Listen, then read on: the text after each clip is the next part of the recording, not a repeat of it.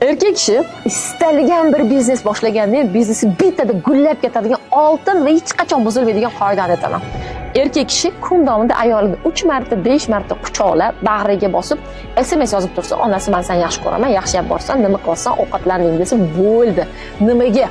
Chunki har qanday ayolni xotirjamligi, sokinligi erkakning barakasi hisoblanadi. Qaysi erkakni ko'rgansiz, oilasida muammosi bor erkakka ishlar yurishib ketganligini? U ishga boradi, uydagi muammoni o'ylab o'tiraveradi. Ya'ni fokusni bera olmaydi ishiga. Agar ayol xotirjam bo'lsa, ya'ni har gal uni er quchoqlaganda, SMS yozganda, ayolda xotirjamlik, sakinat, ayollik gormonlari zo'r ishlaydi. Ayollik gormonlari zo'r ishlagan sokin ayol hech qachon qaynonasiga gap qaytarmaydi, farzandlariga baqirmaydi va erishdan kelganda kulib kutib oladi. Demak, qarang, bitta oltin qoida, oddiy va tepa-tekin qoida. Erkak kishi ayolga bo'lgan e'tibori, ayol kishining energiyasi erning barakasiga. Erkakka e'tibori ayol esa xotirjamligi sabab bo'lar ekan. Bu juda ham oddiy. O'sha uchun ham bu garmoniya deyiladi. Hurmatli ayollar, o'zingizni energiyangiz orqali eringizni millioner qilish sirlarini o'rganmoqchi bo'lsangiz, sirli praktikalarni beraman.